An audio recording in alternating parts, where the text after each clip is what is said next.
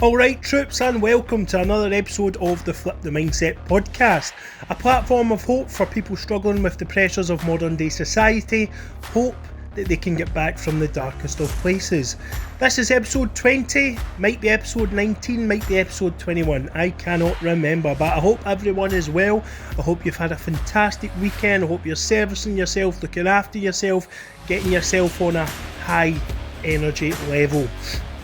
Today we have a fantastic guest, someone I've wanted on the podcast for a long time, Scottish comedian and funny man, Gary Faulds. Gary Faulds he's basically an ambassador for mental health. A lot of people look up to him. He talks openly about his health and his struggles, and he made his career happen by sitting in a taxi and telling jokes to a camera. I myself used to watch him at 8:30 every single morning, and thousands did too. He now has over 150,000 followers on his Facebook account, and he is selling out all sorts of places like the Armadillo, the Hydro, or whatever one, America, Dubai, wherever his life's going to take him, and he's just an absolute legend, and I'm proud to also call him a friend. Sit tight guys, listen, enjoy. I hope you take stuff from this podcast. Please hit the subscribe button and get me to 2,000 subscribers. All the love, Flip the Mindset.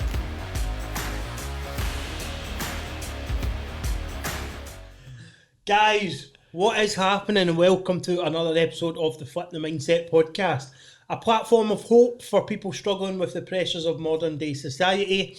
Hope that we can get back from the darkest of places, as which Gary Faulds has done many times. I'm absolutely delighted to have Gary on. It's been a long time coming. He was a wee bit podcasted out.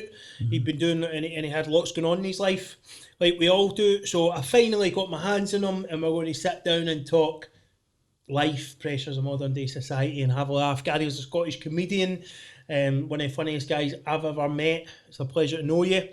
And I'm sitting here like a fangirl just talking about your absolute unity of body. You could probably cut that bit out, and you're like... No, we're talking about the he asked me if the pick puts me under pressure to be like that. And then I've just lost weight, so I'm lucky today. But see if you look 3 podcasts ago, that's huge belly. I'm telling you. And you drink full fat coat and eat cookies, you get a body like that. Stop gassing me up, man. I'm coming shopping with you. My personal training chat's going to be beating I need you as a personal trainer. So, we were talking about that, about feeling pressure of the body and stuff. And because I said to you, I'd put on a lot of weight. Don't know, I put some pics on Instagram. Your knees got done. I've took a lot. I've basically became a lot bigger, and I'd lost muscle from being unwell. Then I get back at the gym, and then I'd had my operations, and then I was just binging, wasn't I? I was in bed for 3.5 weeks on codeine, and then just binging. So I put on this belly, but I didn't think it had got as bad as it did. And I was walking in the living room. No, I was walking into the dressing room. And there's a big, huge mirror to the right. You can't fucking, you can't miss it. And I looked in it, and my heart dropped. And I was like, I've never seen myself like this ever in my life. That's what people were commenting on my pic. Never seen you like that and all that stuff. Because I've always been fat, or I've been bodybuilding. I've always been like that. And it's people will go, "Aye, but you've always been in shape and all that, and you just a wee bit of this." But for me, it was huge difference. And I had big, huge belly, and I had big folds of back fat and stuff. My body looked just so out of proportion for what I normally was, and it got me really down. That's what you were saying. Every day your weight will get you down like that. I've got videos, but I think they're my best videos, and I won't put them out because of my image. Like, I just think, see, because I had lost the first lockdown, but when everything had just ended and there was nothing like you could do, I went out walking every day. It was like 8 to 10 mile a day walking, and I lost weight. Started feeling confident again, and even more so when I had lost the weight, I couldn't even look at myself. And then, like yourself, the last month or two, I've tried the clothes I bought on, like nice clothes. I never buy. I'm like pure Tesco. Like this Vans t-shirt, it's probably the nicest thing I've got. But it's like I've got nice clothes, and I thought I'll stick that on, and I put it on. It was like completely different fit, and then I felt myself getting down again. And even now, like every meal I eat, I'll eat a cheeseburger. I want it. And I'll eat it, and I'll feel shite, man, like so shite. And it's I don't know if I've got a problem with overeating and like eating for comfort. So I'll eat for comfort and I'll eat to celebrate kind of thing. So it's mental, mate, that food can be like a poison like that, and I just can't get out of it. It's mental. Definitely can be a poison, especially when you're dealing with mental health problems. Aye. Like we do. I mean, I think the reason why I've never got out of shape is because of how active I was. So when my knees started to bust, I went into bodybuilding, as you know, but when my knee bust there and I had the time to sit in my bum and lockdown, that's what showed me I would actually be very heavy if it wasn't for if you were to take the gym away from me, I would be very heavy. And it just, we were talking before the podcast we done before with Bash and that, and he was saying he doesn't care what weight he is and stuff like that, as long as it's not impacting his health. And he was saying it's just about how he feels inside, and he's learned to accept that. Do you think that's something you'll do in the future, or do you think you'll just... I don't think I'd be happy unless I had a shape like you. And even at that, I don't think I would still find something that I didn't like about myself, you know what I mean? And I don't understand it. I don't get it. Like, as a person, I'm very, very driven. Like, if you say to me, Gary, there's a 3,000-seater theatre, I'll do everything I need to go and sell it out. If it's like sales, I'll sell the best. But see, when it comes to me, it's as if I just write myself off. Like, everybody talks about anxiety being a negative thing, but for me, I feel like it can be a positive thing. Because like you're saying, you keep yourself busy, because the busier you are, the less chance your mind's got to sit and go, you're fat, you're horrible, you're no funny, like, and it's weird, man, but I wish I had that kind of energy inside me to put that into like a gym workout, because when I lost to weight, I felt brilliant. My confidence came back, I felt healthier, I wasn't sluggish, I was more active with the kids, and I felt in the last few months, like, I'm working as a gas engineer now, so you grab quick food. Like, so halfway through your shift, and it's a graft, you'll grab chips and cheese, a can of full-fat Coke, and very, very rapidly, my anxiety just goes, and it's like, it overcomes me at work. But I'll still do it, so it's pure hypocritical to myself. Yeah, what about prepping meals and stuff? Tried it, mate. I've had prep companies, muscle food. They were giving me food and money. And I still was like, it's no comfort to me, I'm not getting enough. The best thing I'd done was intermittent fasting. Then that's what I'm trying to do again. I'm just trying to kind of wait longer. See doing that was great for me, because I felt like I started to get mental clarity as well. But I just need to get back into that mindset. But yeah, where you can keep it up and be consistent. Because overeating, it drives my whole mood. Like, if I have the chips and cheese, it's fucking mental, mate. I dive bomb. Yeah. But I'll still do it. And that's what I don't get. You say you struggle with it every day, and I do understand that with the shape I get into there when I had to really, I mean, it's still a wee bit out, but when I had the really big belly there and I was so unhappy with myself, it was seriously affecting me. Every day I'm looking in, people go, I thought it wasn't that much or not, but for me it was affecting me a lot. It was really hurting me, man, hurting my feelings. Especially your job, because you're like, a PT. I'm a PT, exactly. So you're your own poster. So I'm wearing big baggy t-shirts, not like people are your own poster now. If you've seen the PTs in Glasgow, it's not as much like that anymore. But I should be mum. We should be our own poster, absolutely. But I was wearing baggy t-shirts and all that now, and she was like, "Why don't you put all your tight t-shirts and all that on?" I'm like, "Nah, just leave them in the closet." I was feeling that bad, but it's that way where I think it must just be. Is it a kind of acceptance that? Are you thinking you're maybe not good enough to beat it and just consistently beat it? I think that's the mentality where I have that moment, like you're saying, at the mirror, and I'm like, oh fuck, you need to get a grip, big man. It's affecting your health, it's affecting your mood, your relationships, like. But in the same sense, it's as if I've got a weakness where I'll be like, oh fuck it, what's the point? Like, just get a kebab, just get a Pepe's, like. What brings that? See, when you say fuck it, what's the point for the kebab? What follows that? I don't think I've got any self-worth in that sense. Like, I don't give myself, and that's what I'm trying to say about the like, my morals have changed as such during COVID, because I've had time to just sit back and go, what the fuck just happened? Like, there's all this money, there's all this success, but I've got all that. I'm not with my wife, I'm not with the Waynes, I'm sitting in this house just feeling fucking empty and soulless. So I think COVID has been great for the sense that I need to pull that back, and now I've got to start building the self-worth. I've got to go to the gym, look after myself, I've got to work on relationships. I've got to prioritise finances. So I think I need to deal with me first. I've never dealt with that. Like, as Paul, as Ryan, the mental health group stuff, like, I started the mental health group. It's as if I put all my energy into something else, but I don't deal with my own shit. Like, I'll save all these guys and I'll stop them from committing suicide, or I'll sell out all these shows, or I'll do this for this person, but I never take the time to go, you need to work on you, because at the end of the day, like, I'm a fucking anxious mess, because you need to work on yourself. Like, that's why I think personal trainers are so important, because they're the people, like, I've never met a personal trainer who isn't positive in their workplace, and I think that there's more, like, you need to get a good personal trainer. For me, I need to find somebody who can help me diet and help me eat, but that positive influence, because it's infectious. And I just think that's something I need to work on, is my self-worth, because I've not got any.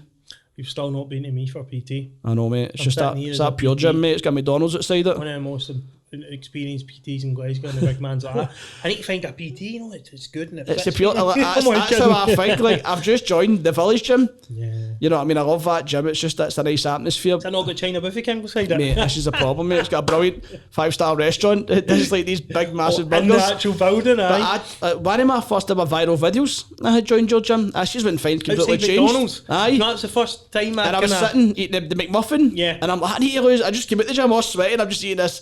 And that's how I don't go to that gym, because that's the level of my food. I believe I'm a food addict, 100%. People will laugh about it, like people addicted to drugs and alcohol. Mine's just food.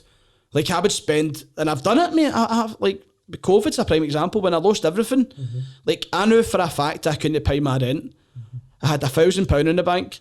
I would have gave me another month. What was I doing, mate? I was sitting in fucking Uber Eats 3 times a day, ordering fucking £40 meals, because I'm feeding my emotions. And that's something I really need to deal with. But thankfully, I know that now. And I'm like, I need to address this. Like, I really, really need to deal with it. See, the emotions, what you say you're feeding your emotions, what emotions are you feeding? Are you feeding the constant battering yourself, beating yourself up, or the constant, what? Is it just the anxiety? Is it just... I don't know what it is. Does eating food just make you feel calm for a bit? It gives me sort of my... So it gives you a high? There's a satisfaction for that. Like, so someone will smoke a joint. Well, that's what I mean with the addiction thing. Like, if somebody takes heroin or fucking weed or whatever, they must get something that impacts them. Like, you'll get that with the gym, your endorphins, and like, I fucking believe, I don't know if it's scientifically proven, but I feel like I get endorphins via kebab, and I know that sounds pure funny, and as I say it, I feel like I'm mental, but there is an emotion that comes with me eating food. Do you know what, to be honest, mate, that's why I love eating pizza, man. I'm the same. You know, everyone will tell you that it's really close to me. I eat like anything. I just be more active than I am eating, and I'm very wary of it. You know, that way I'm very wary now that I know that if I eat and don't keep up the walks and the exercise, I know in a few weeks I'll have a belly. I know it, so I need to do it. So that way, if I sometimes people will see me out at 1 o'clock in the morning, as you, I think you said to me one time what you at that time for. I left you a voice message or something. That's like right. Because I go out at 11 o'clock and I walk till 1:30 at night. I'll just keep walking, just keep burning off hundreds of calories, because I know that I'm going to put on weight, and I don't want that. But I love food. Food is the best. It's just the best thing in the world to me. I love it. I love all sorts of food. I love any kind of food, except for seafood. Like I love fish and all that, but not seafood, or the slimy stuff and all that. But I just love food. There's something amazing about it. You get me a Domino's, right? I have a Domino's. I used to sit in the house myself, in my flat in Ballonock, and order a £44 Domino's to myself. It was the best thing in the world. It was phenomenal. I'm the same. I was just eating it. I'd feed my dog some, like, wee bits of it and all that. I wouldn't feed the dog it. I would feed the dog it, then eat the dog. No, like Hansel and Gretel. Just a staffy on a spit. No, but I'm very much understand. I've just been able to... This is why a reason when I finished playing football, why I went into bodybuilding, you can put all your... You just go to the gym for an hour and a half to 2 hours and smash the gym.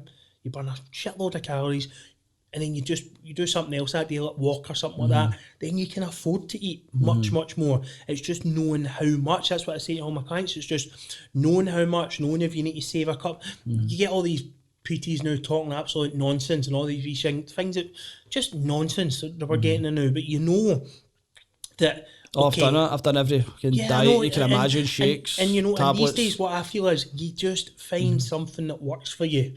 And then if you're not... At the end of the day, if you're not if nothing's working for you, then it's not the things, it's you. But some people already know that, as you say, it's me, I I've know got I'm a the problem, you know. Aye. Then nothing's going to work. So that's the way where it's better to find something that you like more, intermittent fasting, and that's why it's working. But then sometimes something clicks, and you'll just go, fuck it. You see it a lot. Man, Shona, right, lost Weight Watchers. She was Weight Watchers thingy of the year for the West of Scotland or whatever it was. I don't know what it is. I hated her doing the Weight Watchers thing, but she done it. She lost 20 stone or something. It was incredible. She was 35 stone or something. She was huge. And she is now 8 stone, 9 stone. It's incredible. And something clicked. For years she was big. Well, I tell you what, she had a son, my cousin Kazim, and they told her that she was obviously not going to live for too long. Yeah, she was endangering herself. And then she didn't, obviously Kazim's there, you know, looking at her, and she's like, right, I'll make a change. But sometimes it might just be that thing as well. Or maybe it's that you learn to be happier being the way you are. I have, and I don't want to say this, I don't want to jinx myself, right? But I've got this, my anxiety stemmed from the fear of death. And I very commonly think I'm going to have a heart attack the way I eat, yet I can't stop eating. And it's fucking hard, man. It's like, and that's where I feel the addiction comes from. See, when I was not training, I was walking 8 to 10 miles a day, like intermittent fasting. I felt brilliant, like you say, I could afford a gym in Donna, but I started to feel good, and that anxiety started to kind of disappear, because I was in my head and I'm like, I'll not die now because I feel better. But recently, like, I dream about dying all the time, and it's because I still do it, and it's just, if I had money I would check myself into the prairie, but again, they wouldn't deal with me. Like, I need to deal with it myself, and it's definitely something it's really hard, man. Do you feel it's a huge problem? It's a massive problem, and I think there's others like me as well. I don't think it's just me who's like this. Loads. I dealt with a boy Yali with my Flip the Mindset stuff I do, and he called, and he's talking about see, it's something I went through as well, mortality and thinking constantly about mortality and dying and leaving kids and all that behind, and seriously, is there anything after death, and you freak yourself right out. But he said he had a really bad time thinking about this, dreaming about it constantly, couldn't get it off his, couldn't get it out of his mind, fear of doom, you know. How do you deal with that? I don't know, mate. Like, what is it you think? What is going on? Like as I said to you before it, normally people come on and like every day I have this thought where I'm like, big man, you're pushing it now, because you can feel your body. Your body talks to you. Your body's saying like, you're getting the chest pain. You're out of breath. You can't tie your shoe, but yet I'll still jump out and I'll order a curry and I'll still think about it. I'll still be thinking, fuck me, that's one step closer to that. It's weird, mate. It's weird to explain. And as I talk, I've never actually sat down and spoke about it like the way I'm now. I'm like my mind's speaking to you as such. And as I'm talking about it, I'm kind of like, fucking hell, man, that doesn't make sense. You're almost willing yourself to death, ain't you? That's you're it, yourself to death, like. As if you're pulling it, as if you're like to death, right? Come on, there's another curry, there's another kebab, like, come here, get closer. And I don't know. I need to deal with it, man, because it affects me daily. Like, you see, if you look at Instagram, it's every image I'm leaning forward. Like, I never show myself. Like, I'll never show the videos where I think, like, and people are saying, oh, you're a shite comedian. I'm like, if I put this video out, it would prove that I'm a good comic at this theatre. But my belly's hanging out the bottom of my tap. People are going to slag at, and I don't want to have a six-pack. I just want to be healthy. And I know my mental health is completely driven by my eating and my behaviours with eating. It's weird that, because you'll probably lose 5 stone, Gary, and it'll be something else they'll pick on. Aye. Always is. Oh, it's mental. The abuse I get or the abuse anyone else gets, there's always something people will go for. And that shows them, that's their insecurity. I've been lucky. COVID is just, like, COVID's completely changed a lot of stuff in my life, like for being homeless, and see these people who comment, I believe they're hurting people. And I've just got to the point where I'm just like, do you know what, fuck it, there's a block button, they're blocked. But before, I would look at the comment, I would sit in the comment, I'd think about the comment, I would look at their profile and think, why did they not like me? And that makes you ill. But now I'm just like, do you know what, fuck it, get out, block. And that's the only way I deal with it. Jane Godley does that as well, doesn't she? Well, she gets a horrific, Janie. A few other people do that. as well. It's a kind of new thing. I can't remember who started it, but they came out and tweeted it. It was a tweet that went viral, and he was just blocking everyone that gave him abuse. And I thought, fair enough. You know, I used to reply back to it and fight back, but to everyone, just boom, boom, mate, boom. it was constant. Was it just a trigger? You were aye, mate. It was like that. This guy had shared something. I think he slagged my daughter or something, mate. And I had just kind of fought back with him. But the guy had messaged me, and it was like 2 hours of back and forward. But what happened was, because I had commented, like, my whole following as such almost seen this. So this guy was just getting belittled, and he said something horrible. But I'm thinking to myself, see, as a guy who's an ambassador for mental health, I've probably just made this guy's fucking life hell. All I had to do was delete that comment and send it away. But I didn't. I chose to fight back, and I probably created a problem. So it's like, that was a big drive for it. So now I'm just like, you know what, block, this person's hurting. They don't like me, they don't know me. So coming back at it online as a pro, I'm the same. If someone says anything and my followers, they'll jump on it, and I'll say, well, you're just doing to him what you done to me. Where's the right or wrong? You know what I mean? You make his life hell, he goes and commits suicide. Do you know what I mean? Stuff like that. There's just so blocking probably the way forward, actually. But I just see, I used to be the same when I played football. Oh, massively, it must have been horrible. See, when the Sun and all that came out and it said I had a bad game in it, and oh my Christ, I'd be hiding. I'd be beating myself up all week. Oh, and he fluffed a chance here. Or you went on a forum. I would go and look at all the forums. When the phone in, the phone in. I'm like, fucking boys getting slated. That guy's pish. And I'm like, am I pish? You know, I'm walking home like, am I just pish? Should I give up and all that? And then one day, it just clicked after my brother died and all that, and I found a new person. I kind of promised him at the grave. He used to say, anyway, listen, whatever anyone says, remember it comes from a place of their struggles, not yours. You know, it comes from a place of their insecurity, their unhappiness. Someone's projecting hate at you, it's because how they feel inside. It's totally them. If I'm there and someone says something I hate to me on my Instagram, I think, well, great. Even if it's about my son, about anything close to the bone, great, mate. Fantastic. Oh, you know, thank you for that comment. They hate it. They can't stand it. Or don't reply. See, what I don't know if you've noticed this a lot. I do it all the time. I'll write a comment back to something, right? On make it something controversial on a post, right? And I've been racist, and I'll write a comment back, and then they'll be about to attack me back, and I won't even read it. I've trained myself to be able to do that. You know, you want to read what they say. You need to read what they say, and then you go, right, so they're saying that, you know what I mean? You don't even know, you're uneducated, you're this, you're that. I'm thinking, no. I'll say what I've got to say, and then I won't go back and visit it. It's fucking best feeling ever. It feels so free. I couldn't imagine that, because you always think about it. Nobody thinks about the football players. Like, back on side, you see them constantly saying, oh, this boy's committed suicide, and then it's like, I get it online, but when I'm at a gig, people heckle you, but they just get shot down because it's not the same. It's not online. It's all fluffy and nice. You heckle me at a gig, it's fair game, and it's as said at the start of the gig. If you heckle, you need to take it, and I like that. I like a heckle because you're like, fucking, this is my job. You're in my palace. Let's fight. Can I have a laugh? But I couldn't imagine being a football player and having thousands of people shouting fucking abuse, and then coming out the game and want to turn off, and then as you say, you're sitting, you're in the paper.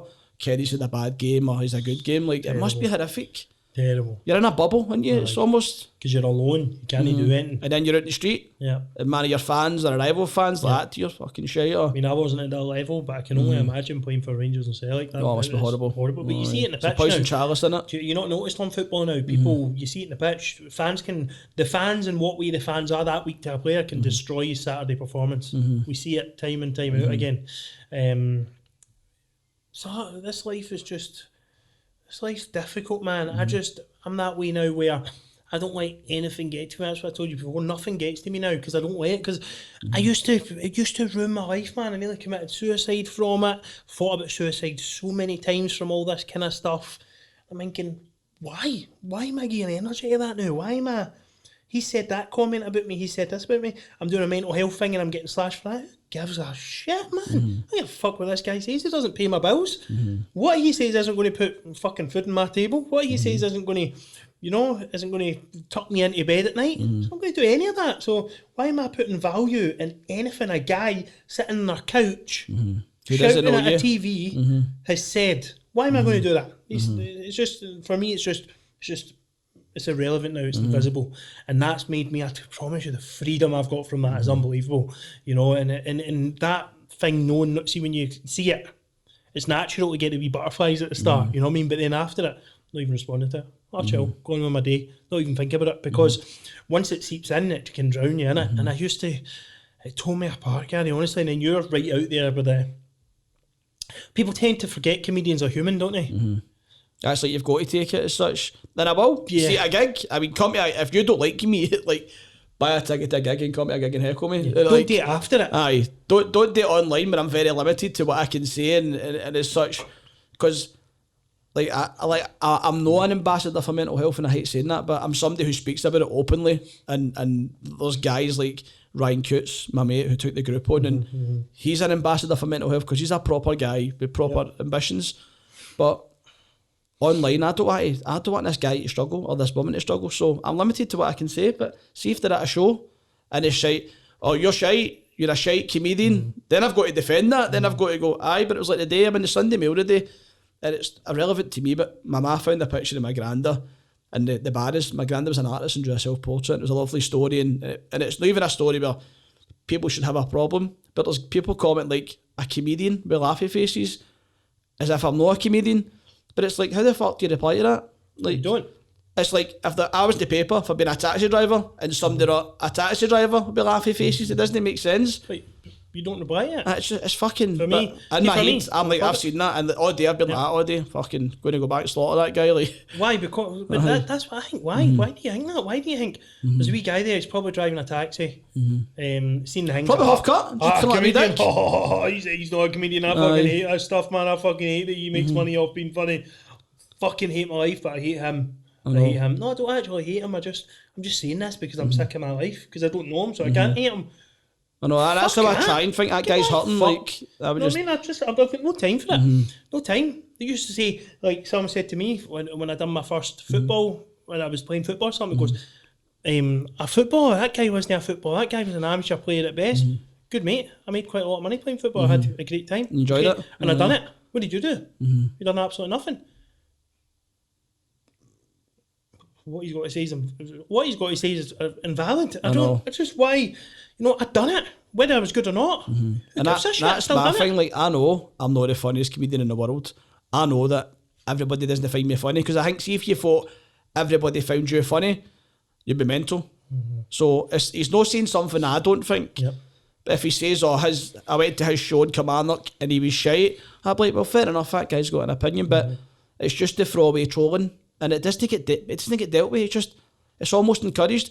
I tell you the worst one, TikTok's fucking horrific for it. I hate TikTok. I love It's a playground of devils, isn't it? I love it and I don't like it. I've never seen anything like it in the sense of trolling. You go on TikTok now, and every person who's an influencer or whatever, that's all they're sharing. And they're not doing it for attention. It's just fucking rife. It's mental. And these people that troll don't realise the effect they have on somebody. If somebody says in my video, oh, he's fat and unfunny, that might just be somebody going, he's fat and unfunny, put their phone down, crack on with their day. But I'm receiving that, I see everything. So then I sit, look at that, he's fat and unfunny, and it's easy for people to say, oh, don't look at it.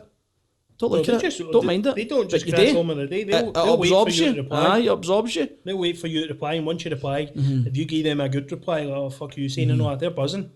That's them achieved. I know, they've got you. And I think that's a... This year's been brutal, mate, for me. It's been very, very brutal. But there's like the suicidal thoughts have came back and stuff, and like losing everything has been brutal. But it's almost been the best thing that's ever happened to me, because I've started to prioritise my life now. Like before, like comedy was number one. Like Ashley, my wife, would say to me, "What comes first, me or comedy?" And I'd be like, "You, honey." But in my head, I'm like, comedy, success, money. And I got all that, but in the same sense, I lost my relationship. I moved out for my kids. I went and got my own kind of big, beautiful flat in Straven, kind of big farmhouse, and I achieved everything I wanted to achieve. But see, chasing the wrong things, I realised very quickly, like, I ran away for the stuff that I love. Like, me and Ashley were split up there for 2 years, like, complete split up. I'd met people, she had met people, the kids were kind of going through a divorce, and we met 5 weeks ago to sign a divorce. and we're back together again. Like, and that's because, not because of her, she's a great person and a great wife, but because I chased the wrong things, I chased the wrong values, I chased success and money over my wife.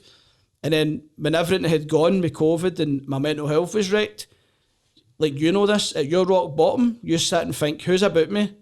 Like, what have I got? And it's like, I've walked away from something brilliant, my wife, my weddings, and I didn't have that. And I spent the whole of COVID like, fuck, I fucked her, she's met somebody, we're never getting back. I'm with somebody and I'm having to break up with her because I'm not happy. Like, it's not fair being with somebody and you're thinking about your ex kind of thing, you know what I mean? So, but COVID's taught me that. I've always chased success, and now I'm coming away from that. Like, I'll do my big tour next year, and then I'll sit down with Ashley and go, right, where do you want to go for this? I've got the new trades, a gas engineer. That'll make me money, a decent living, and just, I don't know, mate. I don't want to be famous. I don't want to be a celebrity. I love what I do. I love my following because they've took me this far. I love doing comedy, but I think a bit of me, like the driven for the success and the nice cars, the nice house is gone. I just need to do it myself. You're already famous in Glasgow. Aye. But you've still got to take the driven away. You've still got. I was humbled in the most horrific way possible. Aye. You're still a comedian, and I love that. A lot of the things were out of your control. Don't be too hard on yourself that way. You are a comedian. You have to go and be a comedian. That's what you'll have to do. I know. Don't stop being a comedian for anything else. But it's the trolling. Everything else comes with that. The missus comes in, she'll love you going out and being your best surely on stage. I just feel if you go out and do what you love, everything else will come. I always feel that. I always feel like you, I just see you, and when I envision you, I'm like, he's smashing it, he's going to his shows, he's doing well. You keep doing that, you just keep doing your thing, everything else falls in place. You'll get the cars and all that anyway. And if you don't, who gives a shit? You know what I mean? That's what I try and think of now, but you beat yourself up. You, I think you're fucking amazing. Honestly, I think you're funny, so funny. You actually saved me at a bad time as well. I used to sit and wait every day. Can't remember what time you done your video, but every day. 8 in the morning. Taxi, 8 in the morning. It was 8 in the morning, wasn't it? 8 in the morning, and I would watch it, and it would just be great. Just like, this guy sitting in his fucking taxi, and he's just making about 150,000 people laugh. That was in mental, Scotland. mate. That's incredible, and people literally waiting for your video, interacting with you. That's their morning fix. I think you've got to give yourself credit for what you've actually achieved. That is incredible. And lightening people's day up, making people feel better, making them laugh. You know, people who are trolling you, they've not got a leg to stand on. What they do in their life? And it is like that. I spoke to my agent about it. It's because last year I had come out and says, right, I'm doing the hydro. I was supposed to do the hydro this year. I was going to do one show and then just crack on my life and hide away kind of thing. And my agent's like I had put on a big status just kind of saying, listen, I'm broken. Like, I'm broken. I'm not broken, mate. I love comedy and I love my following. And I think that's what I've got different from other comedians. It's like my following, it's like, that's like my personal Facebook. I engage with everybody. I share things that a celebrity wouldn't share. I'm having a cunt a week. My anxiety is bad. And like, I treat everybody like my friends instead of like money. But it was getting to the point where I had to have 1,000 comments saying, oh, Gary, don't leave none of that. We love you. Like, and I love coming to your shows. One bad comment, and I'd be just driven to that comment, and I just, like, how many people get 1,000 people saying they love them? Yeah. And I believe the people are genuine, but like maybe you with the football, one reporter just saying, oh, Kenny the shite game, but you've got fans who are like, I get it worse Kenny now. done brilliant, Kenny saved the game. I get it worse now. 80,000 followers on 80,000 followers on Instagram, 3 on Facebook, whatever else, and I still get hundreds of mad messages. I still get it. Big time. Worse than I did ever at football. Worse than I did at football, and I don't know, I've just chosen to I don't even read them. And if I do, I think about it now. See if someone goes, oh, you're just this or you're just that, I'll go, right, okay. And I'll think about it, and then I'll just take all the negatives out of it, and I'll be like, right, well, that's not true. I know this is not true because I'm trying my hardest here, right? I'm taking care of this, I'm doing this, I'm going forward, helping people, I'm being genuine, I'm being honest. Do I feel good in myself? Yes. Am I confident in myself going forward? Yes.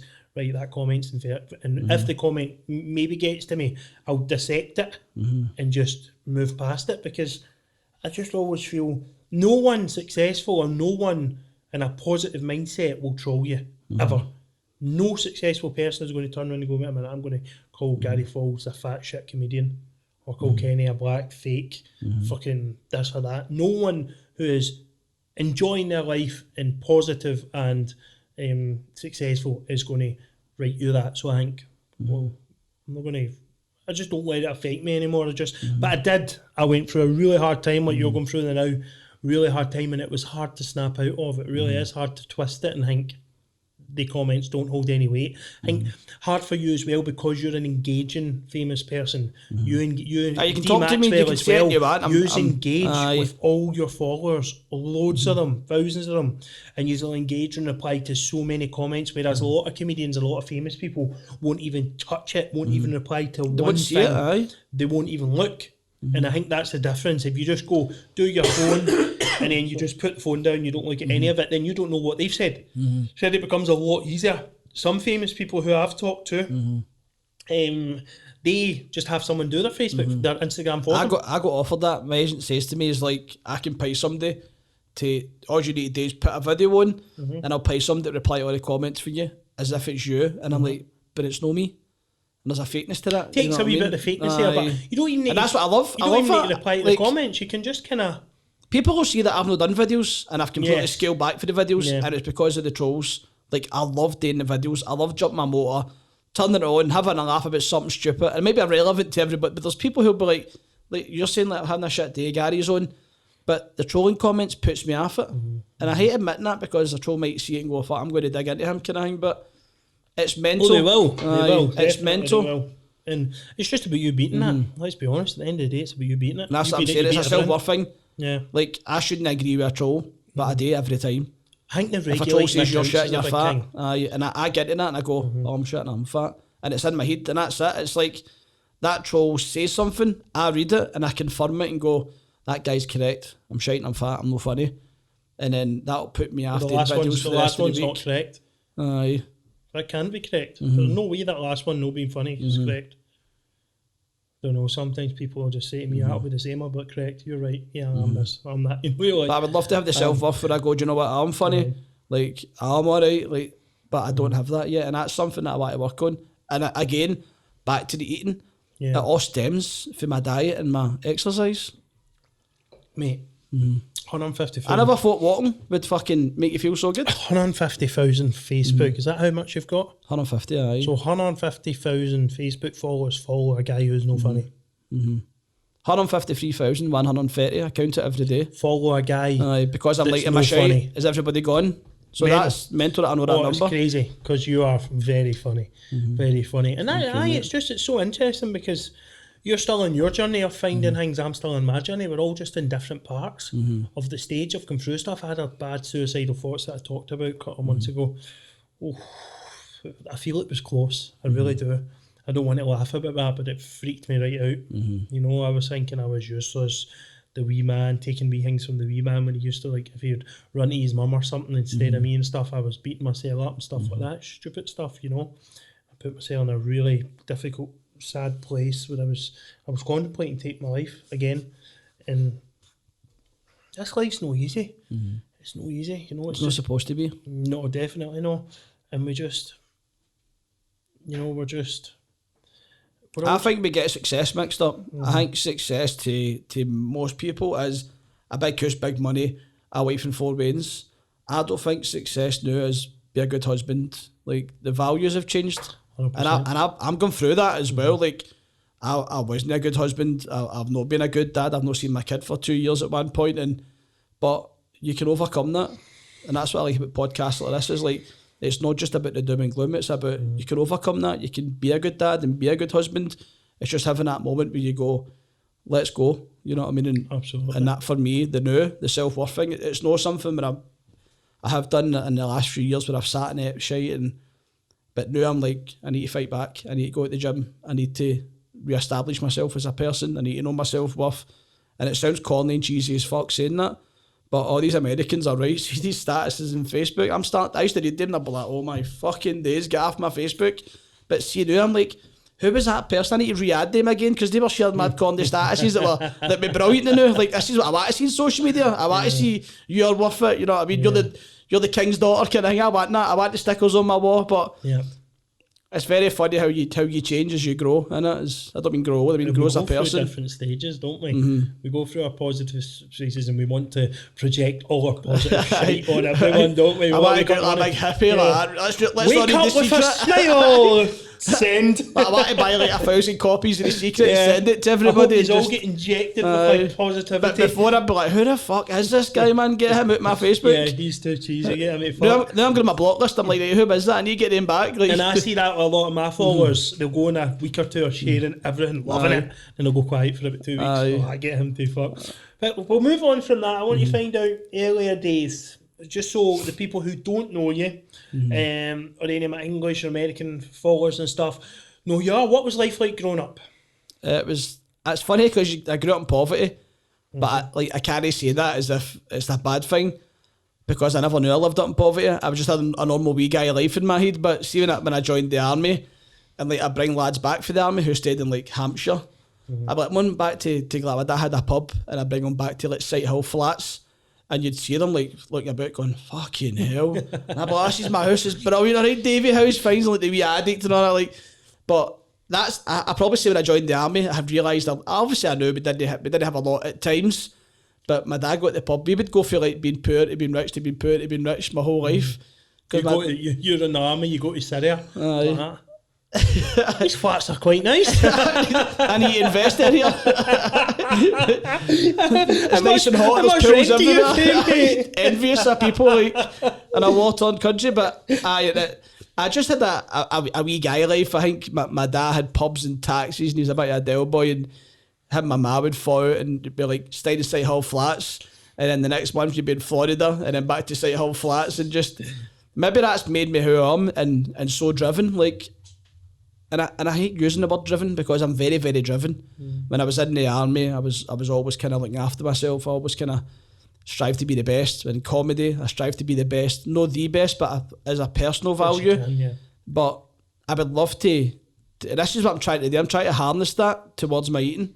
Because see if I could eat good and train good and find a balance, I'd be doing great. And as you say, I'd probably find something else to like about myself. But as the army was the best thing ever happened to me. The army cadets and then the army. Because before that was just everybody in Glasgow used to go gang fighting. Yeah. Well, most people that I know and my staff, you go gang fighting. There was no kind of, I wasn't smart at school, so I had no ambition. I had no ambition to be like a bricklayer, like my pal, or a plumber. Like I wanted to go up for the council, and I just wanted to be, I don't know, nothing.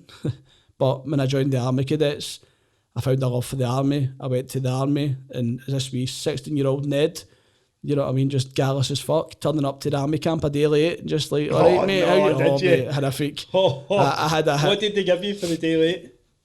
I turned up, I met Megan's mum, and I was just pure loved up with the lassie, man. I was like 16, I never had a real girlfriend before, and I'm like, I'll go to tomorrow, it's all right, like, because when they send you your joining orders, it's like 7 days of admin. Now in my head, I'm like, don't need the 7 days of admin, I'll just turn up, and I did. I turned up a day late, my first time in the army, and the guardroom guy's like, who the fuck are you? And I'm like, oh, I'm Gary Faulds, like, I'm a day late, I missed my training or that. And he's like, no worries, mate. And my instructor came, Dave Patterson, who I'm friends with on Facebook, he came to the guardroom and he's like, where the fuck have you been? And I'm like, all right, Dave, because I've got their names. I didn't know you called them corporal and sergeant. I'm like, all right, Davey boy, how you getting on? Just this wee Gallus Glasgow guy. And he's like, right, well, I'll show you the accommodation kind of thing. But they tortured me, mate. And that was just, and like, you're that wee cheeky chappy in school, you've got that wee kind of character. The army's job was just to hammer that out of you. And I did. I got it hammered out of me. But I'm very grateful for the army, grateful for the lessons I learned. And I think the lessons you learned from the army definitely, led you on a better path. I had no ambition as a child. I had no ambition at all. Like, there was nothing in me that went, I want to be a plumber, a superstar, a comedian. Like, there was not, like, I can't remember a time where I was like, I want to be something. But even my pals at school be like, oh, I'm studying hard, I'm going to go to CITB, wasn't it? You were everybody went to CITB and they became an electrician or a plumber. Like, I had nothing. But when I joined the army cadets, I'm like, I kind of like it. It's just kind of about a shooter, know what I mean? Love it, man. Rolling about in the mud, like it was playing hide and seek. That's essentially what the army is, isn't it? A big game of hide and seek. And oh mate, honestly, I've never really heard is, man. heard it Just a guy with described like camouflage. that, but aye. Honestly, That you can die in. But it was just on the bush like that kind of thing, and I loved the army, and the worst thing I ever done was come out the army. Was there any mad scary parts in the army? No. Like mad things where you thought Mars is I on went post here, to man. I went to Northern Ireland, and I think the worst thing ever happened to me, and I got a taxi back for the tune, like the Hackney kind of taxi, and the next morning I woke up kind of smashed, and my boss is like, "What the fuck have you done that?" Like, because supposedly in Northern Ireland the IRA kind of run the Hackney taxis, and I had got one back to the camp, and it's like before you go there you do like a kind of course, and it's like, do not get in a Hackney, whatever you do, don't get in the Hackneys. But I'm just wee steaming Glasgow, a 17-year-old in Belfast, like, I'll get a Hackney back to the camp. But I think that was it, because you process it. How long were you in the army for? I think about 7.5 years I was in. Did you ever do any tours? Northern Ireland, mate. The big thing I did was the Palace Guard. That's the best thing I've ever done in the army.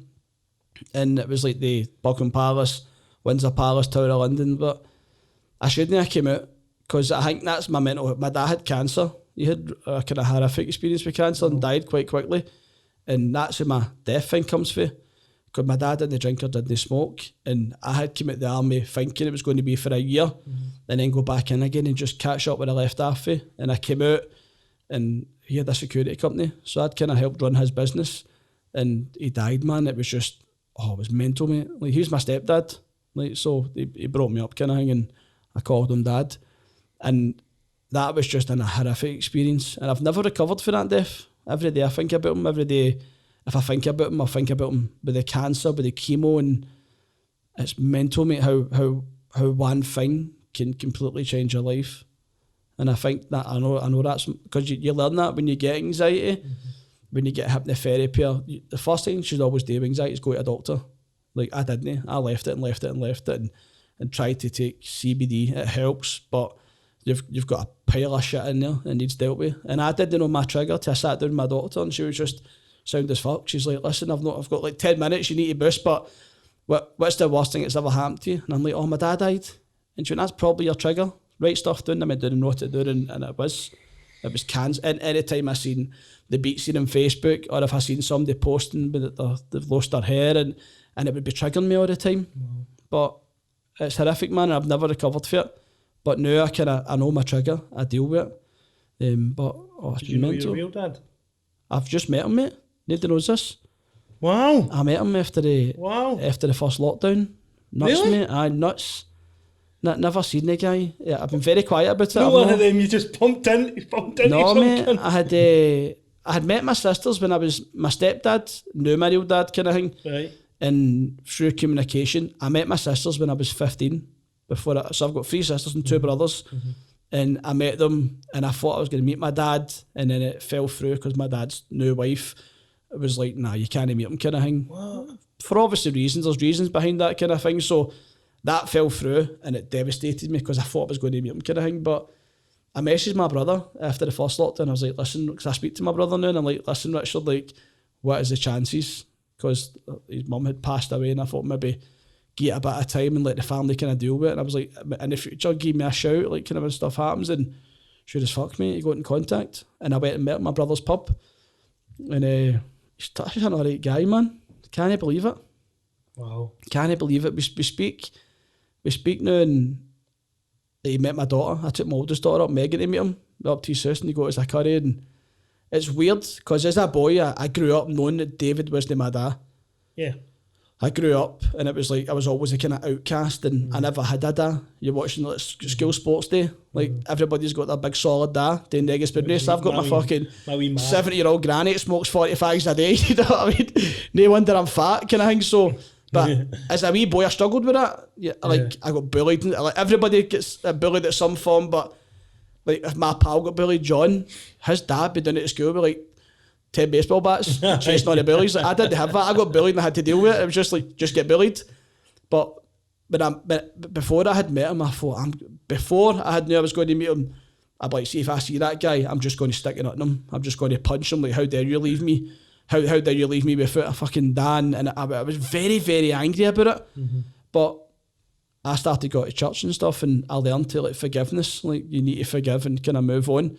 And then I got this opportunity to meet him, and I was thinking, fuck me, like, did I turn up call this guy a dickhead? Like, did I turn up swing him a bit of pub, or did I just be a man and forgive him and give him an opportunity to like kind of be a better granddad at the weddings? And I did, mate, up to my brother's pub. Met my brother for the first time. I was sick twice driving up to Arbroath. That's where he stays now. Drove up to Arbroath, stopped twice, spewing, anxiety, panic attack, like anxiety. What if he hates me? Like, what if he gets up and walks out, kind of thing? And I just sat down with the guy, man. I'm like, I can't believe I'm sitting with my dad, like my biological dad. He was sound as fuck. He was funny, mate. We had the same laugh. No way. We almost looked the same. I can agree with it. And I thought my dad was fat and baldy, because you never see her there. So my ma's kind of like a brunette, and as you grow up, everybody fancies your man. Like, I must look like him. He must be fat and baldy and like a big chin, like kind of spots in his head and all that kind of thing. And he's actually a kind of cute looking wee guy. And I'm like, do you know what? I need to lose the beef, man. This is a silver fox I'm sitting in front of. Like, I'm my own problem. But we speak now, and completely, before I met him, as I says, I was like, right, slate's clean.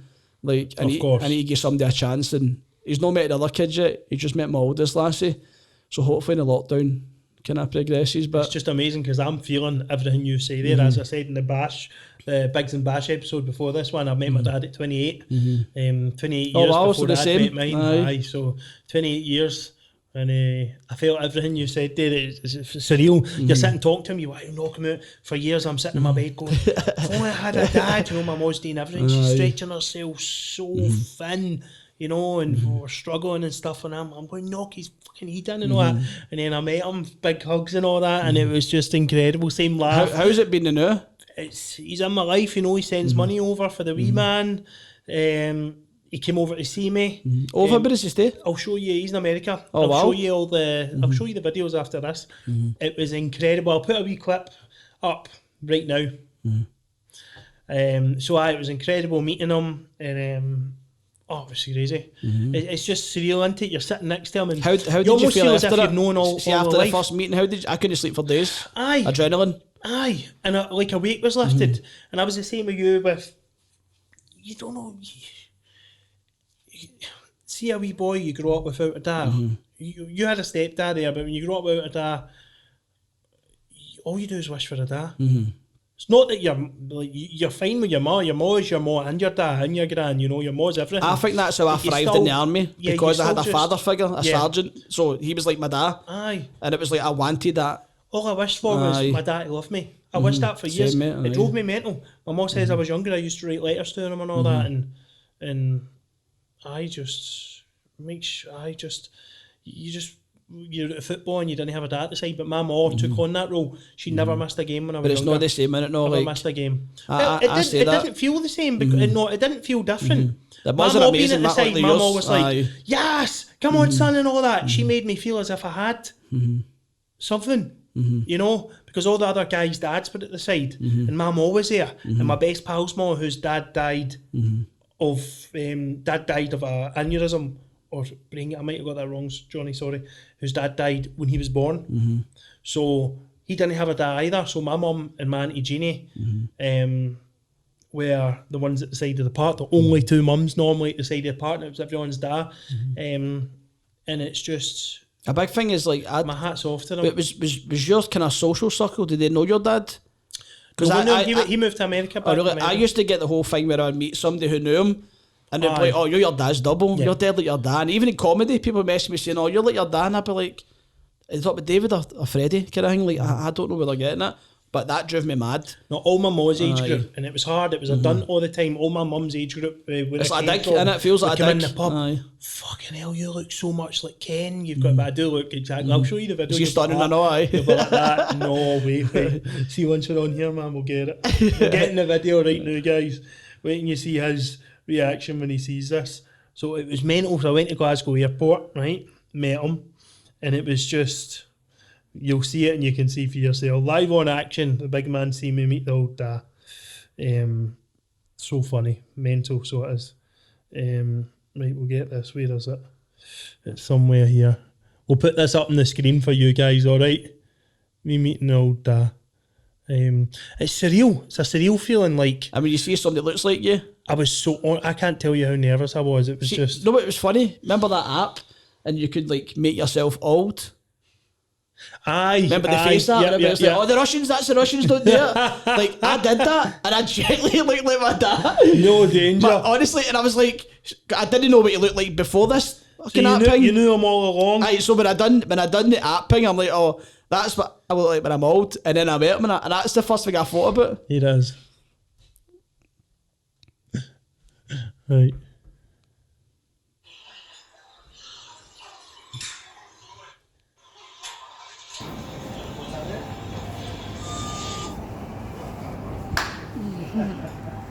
Did it just pause? Fucking wow, man.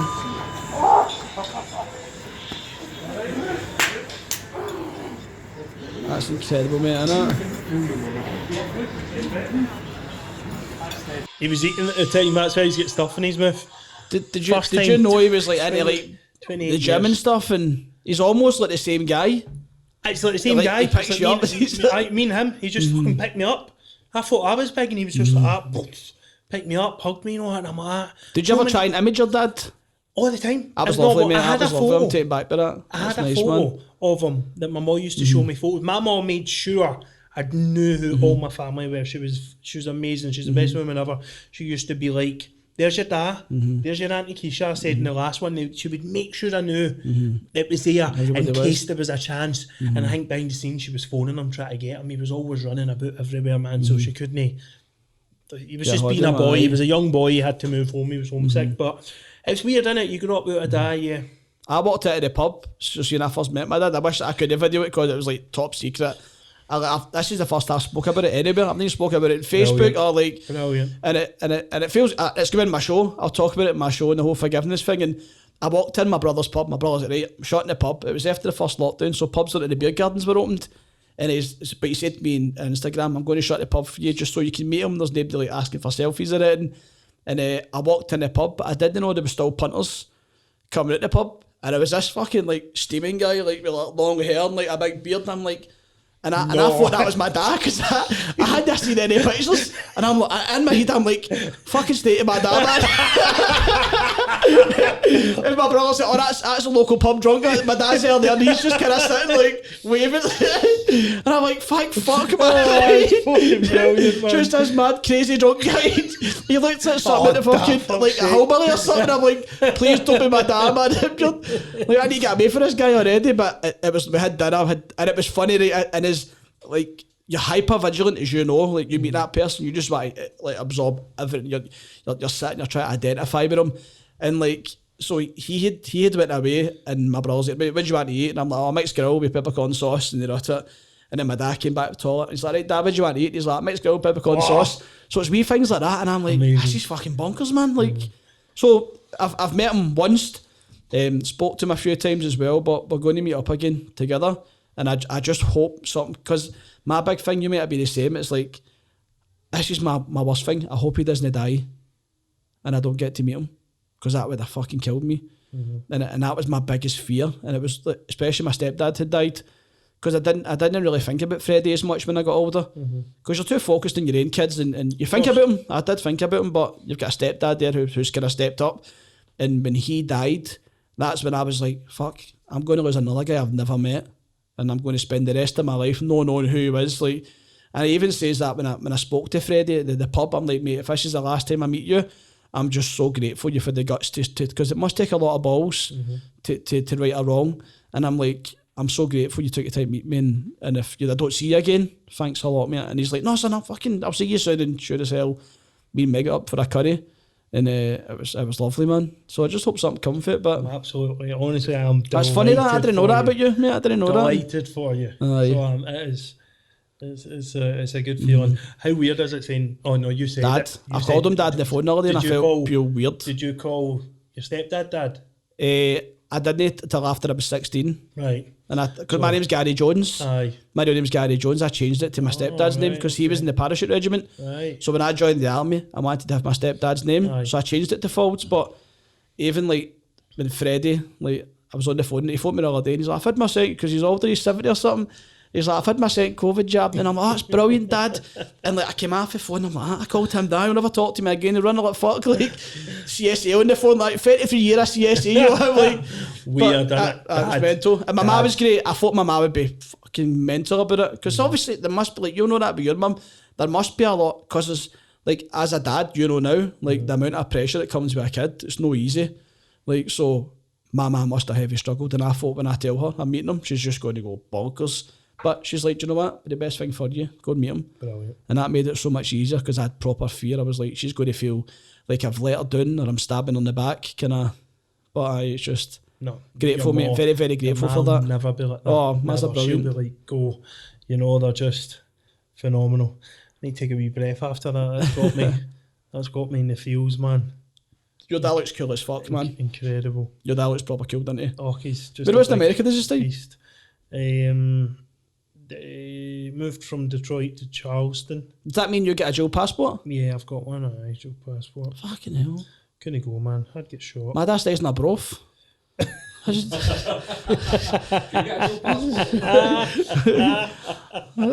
what I mean? Your dad's literally cool as like, my dad's like a wee grey old guy at 70, just funny as fuck. Your dad's like this body, sexy bodybuilder. See, when he came over, people are actually looking like as if it was little and large, honestly. Like, that's mental. My God, they're the same person. And he's just a big... Did you have a lot in common with him? Amazing guy, so much, man. Love it in pieces. He's just like a bigger me. It's so weird.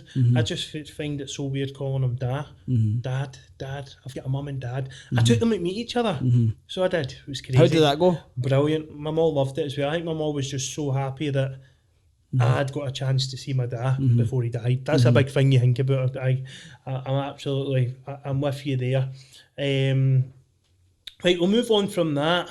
Let's talk about this mental health crisis. So, mental health crisis and mental health is at an all-time high. Talking about your time in the army, do you think there's been a wee bit of talk about national service maybe becoming a thing? Right. What's your thoughts on that? I don't think that'd be a bad thing. I don't think anybody should be forced to go to the army. I don't think anybody should be forced, but I think there should be a better option, people, if they want to kind of, like, I'm a scheme boy, and I never come away from that. I'm very lucky that the army completely changed me for the better, but I don't know. I didn't get my mental health for the army. I got my mental health for my dad, my stepdad we spoke about, with the cancer stuff. So, any walks of life you get mental health, but I don't agree with national service. No, I wouldn't force that in it, because people are just not made for the army.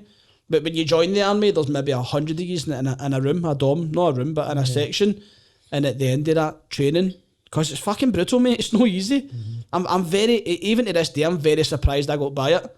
Like, every day I'm like, I'm fucking out of here. I can't handle this guy scheming in my face, like, and it's physical, mate. You're this cocky wee guy like to talk to a fucking dafty, and you're getting ripped out of the room and rumbled about, and you're taught a lesson the hard way. Maybe like football, because I know football's like that back in the days, and they speak about that quite commonly, but like, the wee Ned got battered out of me, and I'm very grateful for it. I didn't get bullied, I didn't get abused.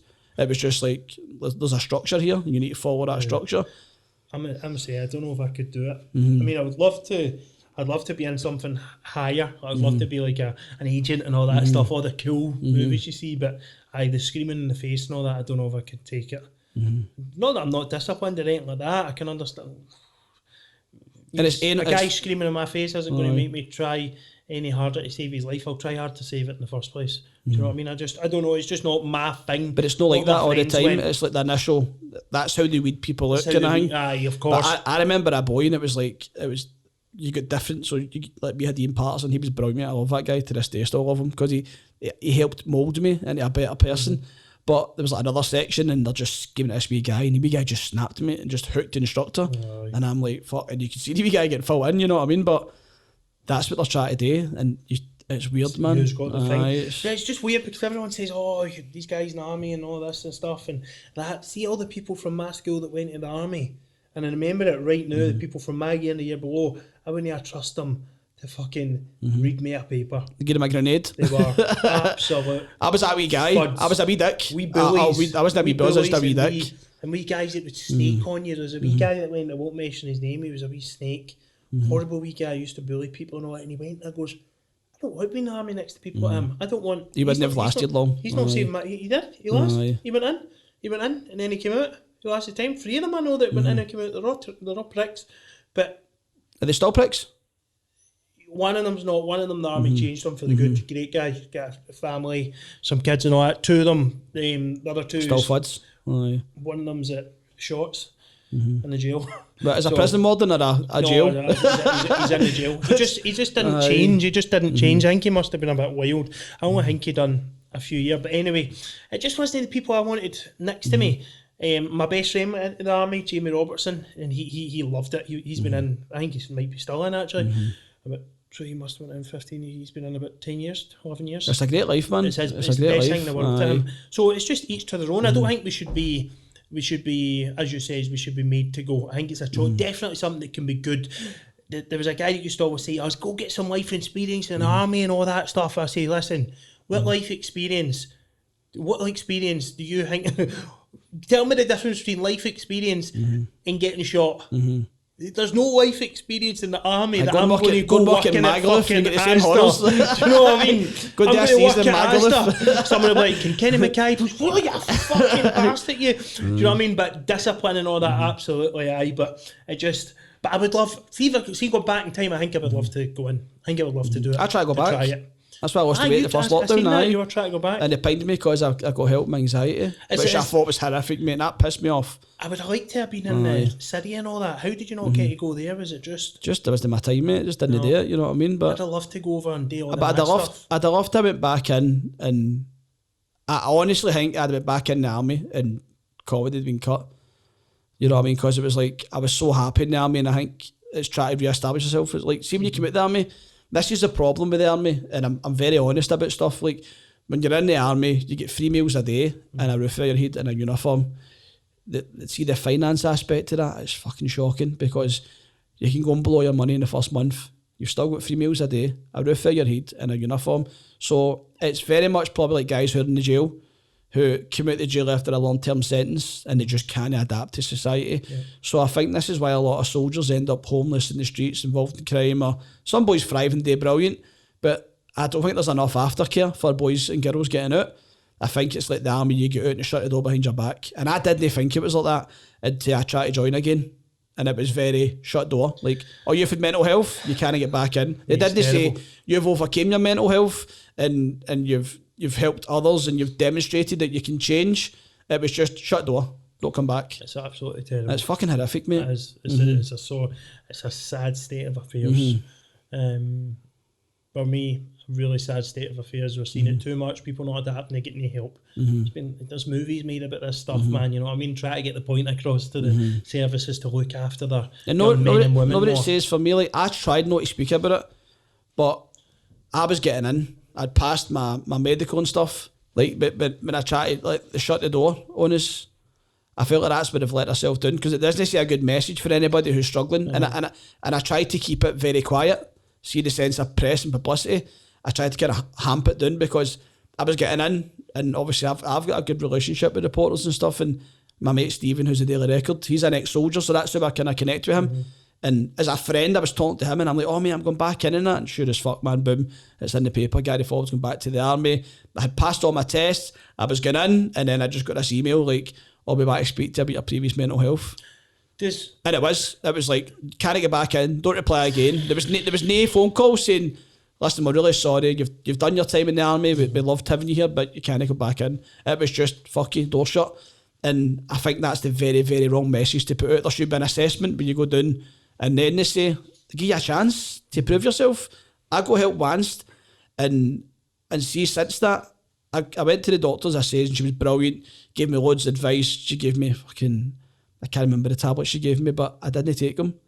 So it wasn't like constant care for my anxiety. There was one time I went and asked for help, and that was it. But that one time, asking for help, it's got a negative impact in my life, because now I associate with that knockback as don't get help with your mental health. And I've really struggled with that as somebody who's telling people, go and get, especially forces boys, go and speak to your sergeant. I would be scared to say it to a boy now. Yeah. If one of my boys for army mesh or lashes and says to me, Gary, I'm in the army like you, I'm struggling with my mental health, I would be like, honestly, the now I'd be like, go private, go and get hypnotherapy yourself. Do not speak to the army because it will fucking hurt you in the future. That is a horrific thing to say. What kind of image is that? And what does that tell other squaddies? And it went out in the press, he didn't get back in because of mental health. And I'm like, fuck me. That's what I didn't want to happen. There's a double dunter. Double dunter, mate. That's a double slap. It's a slap for the army and a slap for myself for even talking about it. And it's that way, so many soldiers just feel like pawns. You know, it's just pawns at the disposal. There's lots of targets in the army. I didn't see that until then. Before that, I was like, the army, my God, it's because I love you. You get goggles on. It's like Rangers and Elephants, you get the army goggles. You get people that come in and this and that, don't say this about the army and that, when really there's a lot of money involved and there's a lot of politics, as we know, but that's terrible. I think someone like you speaking up about that, I hope it gets picked up on. And it gets a right message out there, especially our services and regiments in Scotland. It shouldn't be to people, it should be to leaders to go, fuck me, we need to change our approach to people with mental health. There needs to be a change. Aye. What I want to talk about mental health wise with you is, I want to talk symptoms. We get all this talk about mental health and people going on and talking about it, even ambassadors. I see them all, they never come out and talk about what they go through. I do it. You know, our next guest, Adien's been doing it recently. We need much more people to do it. You come out and talk about it, but people sometimes just never go into what's actually happening. I think that's the thing that's going to save lives. That's what I've been trying to do recently with people, is going in to say, what actually is going on in someone's head? So if you're comfortable, I just want to sit with symptoms with you. What happens with your anxiety? What are you going through every day? What's happening? Because this is where I think people at home can go, fucking hell, I'll tell you, mate, I feel anxious before I talk about this. Even talking about it. My mouth's gone dry, my heart's starting to race. You don't need to talk about it if you want to talk No, but about it's obviously for the greater good kind of thing, but this is what I'm saying. Like, remember I first had anxiety and I googled my symptoms, and as I read my symptoms, I got them. So that I didn't have a dry mouth, but my heart was racing, I was hyper vigilant. But when you Google anxiety, race of the heart, pain of the chest, pain of the arm, it's associated to a heart attack, I'm having a heart attack.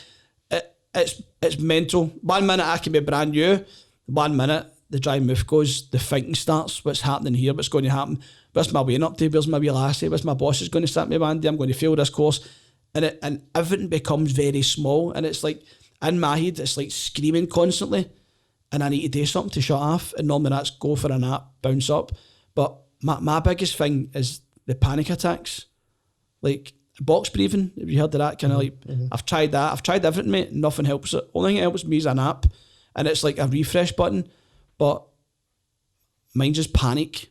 That's what I would describe my symptom as, is just sheer panic out of nothing. Like, it's fucking mental. It's people talk about, oh, they're having a cunt of a day. I could be having the best day ever, and then bang, my heart's racing, I'm worried about something that's not even, you shouldn't worry about. Horrific, mate. Do you ever get that feeling of doom? Impending doom? I've got that all the time, mate. Have a heart I've got attack that at any moment, and you start thinking about your heart, and then it palpitates. That's what I'm saying. So like the symptoms, if I'm sitting and I think, I'm having a panic attack, my brain will go, your mouth's going to go dry, you're going to go clammy, your heart's going to race, you're going to get the pain. It's like almost you're telling your body what to go through. But the impending doom thing, I've got that all the time. Especially I get the impending doom a lot. Especially the weight thing with the heart. Like, I'll go out the noon, fucking order a kebab, and then spend the rest of the night on about having a heart attack. It's fucking hypocritical as fuck. Sometimes how does that make sense? Honestly, I'm sitting there and I'm watching something, I can't focus on the TV, and I'm just thinking about my heart, you know, and it's going, it might skip a beat, man, and I'm freaking out. You know, I'm starting to get the butterflies, I'm starting to get hot and cold, thinking, oh no, I think I'm going to die soon, when I'm not going to die. So it's about reteaching myself, this is just a feeling, you know, don't give to it, don't give into it, and it's fucking brutal. And I think that's what needs to be talked about more, just feelings and symptoms, what we're going. It's all right just hearing someone go, I'm depressed, you know, or I deal with anxiety and stuff, and then it's like, thing he talks about his mental health. No, he's not really. What's going on? What goes on? What you go through? Yeah, what are people going through? That's why I had got the group together. See, when I first got the group together, kind of like, because you Google things, and it's some fucking hippie sitting saying, meditate. Like, my anxious mind can't meditate. There's fuck all turning my anxious mind off. If I'm anxious unless I'm sleeping. It's the only thing that gets me out of my anxiety attacks. So I thought, you know what, I'm going to put it on Facebook and just say, listen, I didn't get that group together to be this mad fucking superhero who helps men. It wasn't like that. It was like, I just wanted to be with like-minded guys who struggle like me, so I could sit down and say to somebody like me and you're doing now, what the fuck, what's it like? What do you feel like? Oh, I get the call, the dry mouth, I get the anxious feelings, I run to the hospital, I phone ambulances, I'm having a heart attack. And that group was a absolute godsend, because it was that relatability with other guys. Big Kai, who was just like you, mate, big solid guy who you look at and you go, this guy doesn't get struggles. He's just a fucking big handsome bastard who doesn't have any worries. He's got a good body, like lovely teeth, nice hat, nice t-shirt. Like, but keep going, keep some bringing football it. player, best podcast. But it's like when you hear this guy showing a vulnerability, it's what you're doing with this podcast. Aye. It's not in a group format. But when you meet all these different guys who are like key players or just normal guys, when you hear them talking about their struggles and what helps them, like they come in and say CBD or fucking hypnotherapy, or it was a life changer for me, because I've been suicidal a couple of times this year, but that was quashed. That was like, I don't know about other people, but my suicidal thoughts is like a spontaneous thing. It's like if I'm standing at a train goes by, I think, yeah, if I just died from this train now, it'd be fucking done. over. Aye. Yeah. But if I come out of that, it's gone. So I'm very lucky that I don't have that all the time. It's just the doom and gloom constantly. It's a constant depression, and then sometimes because it can just be that wee change, that wee flicker, and then you're jumping in front of that train, and that's what no one wants. That's what none of us want for anyone. It's the aftermath you think about as well, what your kids go through. There's so many bits to it, isn't there? But in the moment, you're just consumed with this drowned, darkness. Aye. You're absolutely drowned. I think it's, for me, I really struggle daily, really. And I've learned to almost ride that struggle. Do you know what I mean? And it's no way to live, but it's getting me by the now, that kind of way. Sometimes really good days, sometimes, my heart will go. Last night, I was thinking about just something like the podcast, a day of podcasting and training, and I'll get the butterflies in my stomach, and they're really I get it in my chest all the time. They're really horrible feeling, man. Makes you think as if you're, you're going to have a heart attack, but you're not. You're all right. I'm just sitting there, my heart's just beating 60 beats per minute, nice, or 40 beats per minute. I'm watching TV, and my head's going, fucking thinking this, thinking that. You're not good enough. Why are you not doing this? Why are you doing that? Your son doesn't like you, this and that. And you think, fuck me. Somebody says to me, just go and do this. My thing was the heart racing, the heart attacks.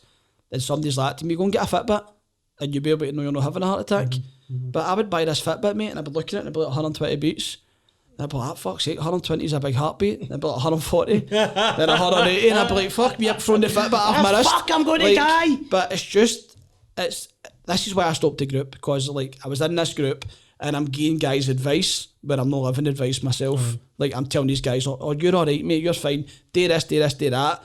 Leaving the group, sitting in my motor and busting into tears because I care about all these guys and I can't handle the pressure of what they're going through, because you build relationships with people and I just couldn't cope with it. And I'm like, I need somebody to take this off me.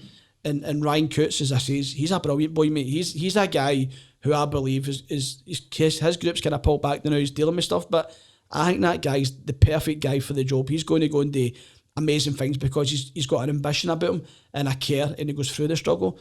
And I honestly, I was like, thank fuck he took that group off me, because that was making me worse, because I felt like a pure hypocrite all the time. I didn't know that was your group. I then found it. I started the group. That's what I'm talking about. And Ryan came along. I didn't know that was your group. I thought that was his group. Ryan took it on. And I didn't know that you founded it. He took it to. He started in women and stuff, and he's a brilliant boy, mate. And I remember sitting and he was talking, and I was just sitting thinking to myself, I should be his group. Do you get that? Do you ever feel like you're sitting, you think, I'm not the right man for the job, kind of thing? And it takes a lot to be like that. You want to help every cunt, but I felt like I would have made everybody worse, because I would have just went, fuck this, the group's finished, I'm walking away, I can't handle it, I'm feeling more pressure than before I started the group, because I cared about all these guys, mate, and I couldn't make it professional. I couldn't go, right, just pull yourself away from it. So Ryan took it on, mate, and the boys all went and done their own thing, and they've done brilliant, you know what I mean? And he got another group with women and stuff as well, and good on him, mate. But I believe that boy has got, like, I believe my calling in life's to be a comedian, because I like making people laugh. I believe that boy's calling's mental health, mate. He's got such a power about him. and he's likeable, he's approachable, he listens, and it's like, I wish I had money, mate, at the time, because I would have said, there's 20 grand a year, mate, just you focus on doing mental health stuff, because he's got a gift about him, mate. And I think sitting in the group with Ryan and watching him be the way he is, I was like, I need to step back, because I'm not the right man for this job. It should be somebody like him, should be doing this group, and I'm grateful that he went and took it on and made it better as such, you know what I mean? But it's mental, mate, because you need that relatability, people. I'm too personal. I might be everybody. I love everybody. I sit with you and you meet up your dad and all that. If I seen you online struggling, I'd be fucking struggling. If I go online and you're like, I'm having a cunt of a day, I'm feeling suicidal, I absorb it and it sits on me and I can't get air it, and it's mental, mate. But I think Ryan's a strong individual. I used to be a bit like that. I would ride on... Even a stranger? I would ride on other one's emotions, and put my mood down. So, let's talk about a wee bit more, move on to a wee bit more your comedian stuff. What's the best experience you've had as a comedian? Armadillo, coming out Armadillo stage, and I had...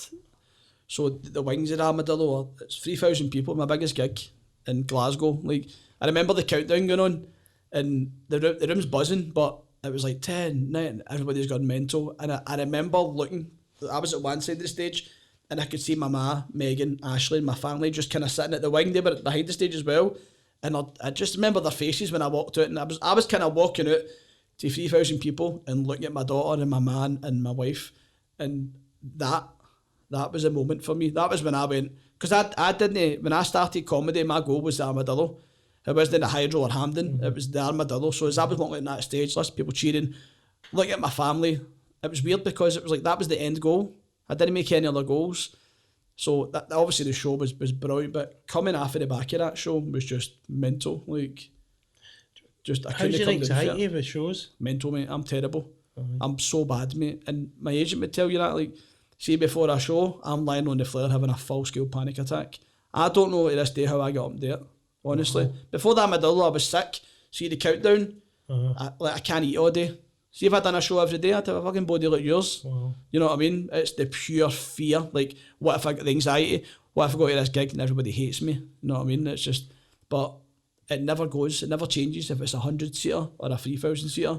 The level of anxiety is always there. You know what I love about you? He admits that. This is a big thing where a lot of people will be watching that, and Gary admits that he's constantly beating himself up when most people just go, oh no, it's this, it's that, it's this. You're like, am I no good enough?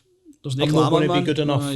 That is an important thing to recognise, that a lot of us men are feeling like that. I'm not good enough. Am I good enough? People go, fuck up, stop feeling this. Sorry for yourself. Your friends maybe will say that to you. When there is a lot of us feeling the exact same fucking way, it's important to get this across. And then you pull yourself back and just go on stage. Mate, see when I first grab that mic, there's a vulnerability, man. I'm the most vulnerable person in that room. And then I get the first laugh, and it's a corny saying, but I always say I would love to be the Gary that's on stage in real life. Because the Gary on stage is a confident me. He's like you see, you go in a show, the doors are shut, you just enjoy the show. Like for that hour, I can be whoever I want to be. Like I grab the mic, my first laugh, and it's like a dream. Seeing I came off, like before it is like, it's two people. It's almost bipolar. Before the gig, panic attacks, I'm wanting to leave. I'm telling my agent to fuck off, get out the room. He's like, calm down on it. And I'm like, you don't know what it's like, I'm having a panic attack. He's like, stop being sick and make yourself ill. And then I came off the stage and I'm just buzzing. I'm like, wow, man. And I love it. Best feeling in the world. Oh, it's I mental. remember trying to send my missus. My mum said to me, how the fuck can you come off so happy and you went on greeting? Like actually greeting my anxiety. Like I remember sending my missus pure hauling, shouting at her, trying to get her to phone the ambulance for my panic attack. She obviously knew it was a panic attack, so she's been like that nice. I'm like, you're not even ready, phone the ambulance, you know what I mean? I'm like, get my nail, man, and I'm having this. When I first had anxiety, my first proper panic attack, I ran from Springboig to the Royal, just at the army. I ran, mate, right? Bounced in the door. That's a good 3.5 mile, like, because I phoned the ambulance and the woman was just asking, and she was asking me questions, and I'm like, going to fuck up and just come and help me, like, I'm going to die, like. Wait a minute, I'm surprised your panic attack lasted, mate, over the 3.5 fucking miles. I ran to the Royal, right, and I burst in the door, and I'm like, the last day, having a heart attack, and I obviously, she doesn't know I've ran, I'm busting the Royal, and I'm sweating, mate. So she must be like, this mate, this they is took me real. straight in, mate, and I put the ECG or whatever it is on me, and the guy's like, right, fucking your heart rate's through the roof. How did you get here as MDB? And I went, no, I ran. And the doctor just paused and he went, you ran? Where did you run for? And I'm like, Springboig. And he's like, that's 3 miles away. You're not having a heart attack because you be dead. That's brilliant. And then he's like, you ever had anxiety? And that's the first time I had ever heard anxiety properly. I'm like, the fuck's anxiety? And he explained, I'm like, no mate, it's not me. I'm What's confident that as fuck. nonsense? I'm the boy in the pub who fucking everybody loves and I'm Jack the Lad. And that was the moment when I first heard anxiety properly. I heard it before, like cancer or diabetes. Like you just don't pay it because it doesn't affect you. But when I done that, when I ran to the Royal, and I was like, mate, I'd be lying in my bed, like I'm phoning an ambulance. But I don't want to waste their time. And it's fucking... How, so, pandemic hits, right? Mm-hmm. And then we're coming out of the pandemic, you take an apprenticeship on. Mm-hmm. Where's that come from? I just didn't want to sit about, mate. It was just... Because I had went for comedy gone well to being homeless because I was shite with money. Like, I spent my money and I shouldn't have spent it. And I remember sitting in a homeless place and I'm like, I need to fucking do something. I need to get a trade behind me where a backup, and the apprenticeship came up, mate, and I took it on. I've only got 3 months left and I'm qualified. It's been the best thing I've ever done. Wow. Like, it's took that comedy away from me. See, that sense, like, I need comedy to pay the wages. Mm-hmm. Like, I believe when comedy comes back, I'll just do it to enjoy it because I made a good living as a gas engineer.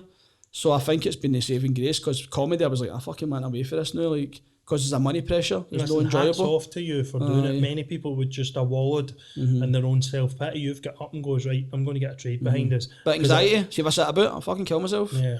I need to keep moving. That's why people always say to me, oh, you're just spreading yourself too thin, you're doing this, you're doing that, podcast, football. I says, listen, that's keeping me alive. You know what I mean? Comedy was killing me. I don't get time comedy to just think, man, and be like that.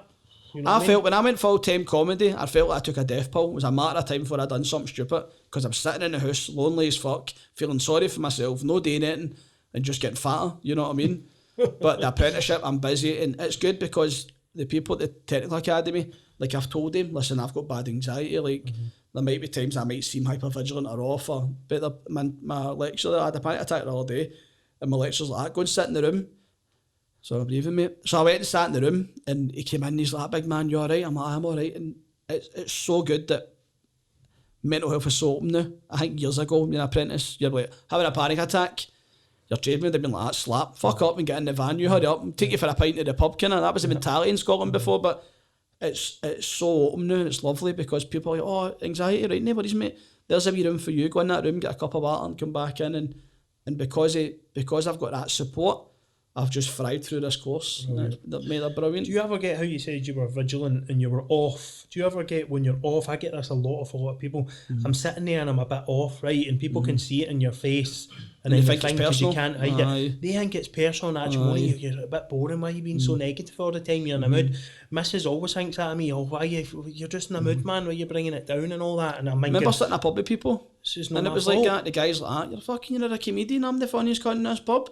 And I was like, I know, mate, you're brilliant, and I let it go. But a little did he know, I'm sitting having a fucking massive panic attack because I've drank a vodka Red Bull and it sent me into like caffeine for me is like fucking, it's horrible, caffeine man. Kills me now. I can't touch it. I'll be sitting in the house with palpitations constantly about 7 o'clock, man. I'll oh no, I'm going to die, man. I drank an espresso the other day. I was right. I was at a meeting with my boss and he's like, do you want a coffee? And I'm like, I get us a wee espresso. Like that.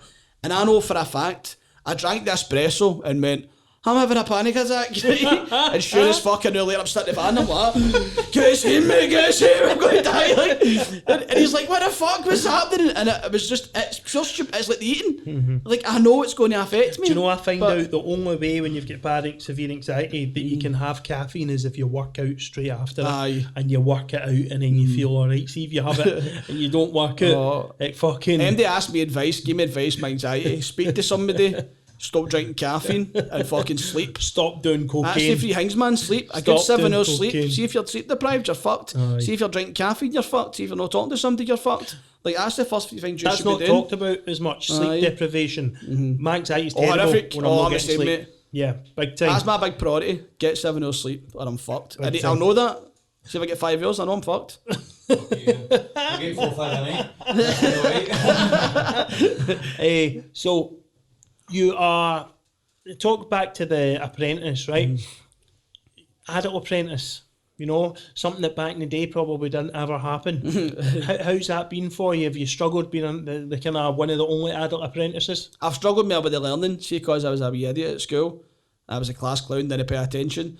I've struggled with the theory, but because I do it as a job, I've kind of thrived. But it's re-establishing yourself in it. It's just relearning, and you grow as a man or a woman as an adult. When you grow, your priorities change. And I wish I wasn't a wee bam at school because I'm loving it. Like maths before me, like if you gave me a calculator, I could write egg or boobs. That's all I could do in a calculator, know what I mean? But now I can do theories and work out gas qualities. And it's honestly, mate, the learning experience is good, and I think that's because the guys at the course are so open with me, and it's very individual. Like if I'm struggling, I can go and say, "Big man, I'm struggling with the gas rates." Nobody's me. I'll take time and help you. Like I think if I had a teacher at school, like I've got at college, I would have done brown at school. But at school, it was like because I was a wee dick, it'd be like just write him off. I was always written off. So I walked in a class, go to the unit. I didn't even get a chance to sit down sometimes, but to my own fault, being a wee idiot, you know what I mean? But like because I'm getting a proper learning programme now, I'm loving learning. Like I love it, mate. And when I'm finished this, I'm going to do an electrical course next, which is a year as well. Brilliant. And it's mental, mate. I never thought about that ever. Brilliant. No, hats off to you, mate. I'm sort of proud of you. I think it's fantastic. Absolutely fantastic. Do you want your boiler service? Give us a shout. I'll do it for you will, nothing. mate. I'll have it on my Instagram and don't worry, man. I'll be plugging you. Don't need to plug it, mate. I'll do it for nothing as a friend. I'll unscrew the washer just to talk to you, mate. Right, Gary, come on in for a cup and of it's tea. funny because seeing I go in people's houses, like because of the face mask, they don't recognise me. Brilliant. And me and my boss got on brilliant, mate. So I'll start laughing, and a woman did it the other day. She came in, she's like, "You sound like that wee guy off Facebook." And I was like, "With the mask." She's like, "Oh my god, you got any moments?" And she's like, "I was fucking watching you this morning." And that's lovely, mate. That's because I love my following. My following that have probably kept me alive, and that's probably something you shouldn't say. Like social media's no real and all that, but some of these people are brilliant, man. See, like there's a connection, mate, and that's what I said at the start. It's no like. There's no wee pound signs I see. Listen, these guys would set up a GoFundMe page. Oh, they've tried, mate, and I've been like, fucking get it off. They'll raise you 10 grand. They've tried that a few times. You know, these guys, the fans, the followers, your fans, my fans, they're the best people in the world. Oh, they they're keep us phenomenal. going. So here at Flip the Mindset, we always ask our guests to talk about a time where they've been through one of their darkest moments. You know, they've been clouded, and then how they dealt with that and how they came out the other side. What was that? What was that? Homeless stuff this year was definitely that for me. The pride of leaving £1,000 a month flat in Denniston, the pure hip central, and like having money to go in, because I volunteered for the Kindness Street team in Glasgow.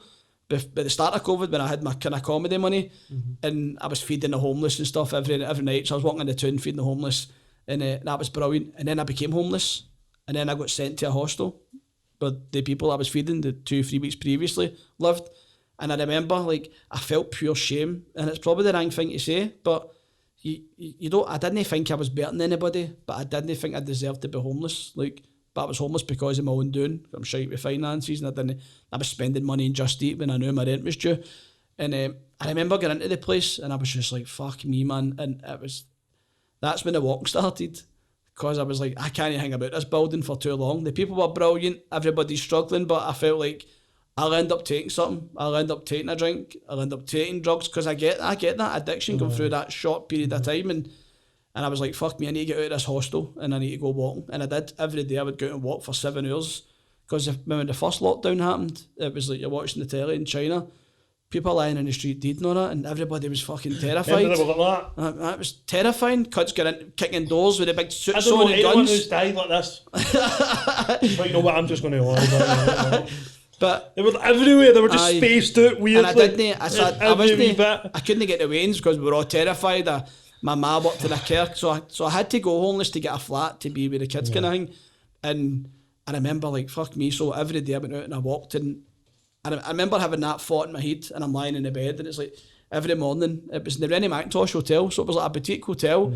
And I remember phoning, because the homeless workers like, "Oh, we've got you a place tonight," because it was going to be the, what do you call that? The Christian place. And it's like a shelter, you just sleep in the sleeping bag at night time. I was going to go there, and I remember the homeless guy phoned and says, "Listen, big man, we've got you a place, pure luck." And I remember phoning the Rennie Mackintosh reception, and I'm like, "Listen, what's it like in there? Is it full of psychos? Is there fighting?" Because my anxiety was like, "You're going to get stabbed in here, it's like the jail, you're going to get shanked." And And I remember going in, man, the guy's like, Gary Faulds, man, what are you doing in here? It was one of the homeless guys. Oh, yeah. And he's like, are you bringing the food for the kindness? And I'm like, no, mate, I'm here. Wow. So I remember lying in the bed and I'm like, I need to get out of here, man. I need to get my mindset away for this fucking the deprivedness. It's nobody's fault. People are there for different reasons, but like we're talking about, I absorb everything. If I talk to somebody and they're like, oh, I take heroin, it makes me feel better. My brain will be like, take heroin and make you feel better. That's my addictive personality kind of thing. And every day I went walking, and it's the more I walked, the better my mental health got. It's bizarre, mate, because you Google these things, it's like, walk for 10 minutes and it helps your mental health, and you think it's a lot of shite.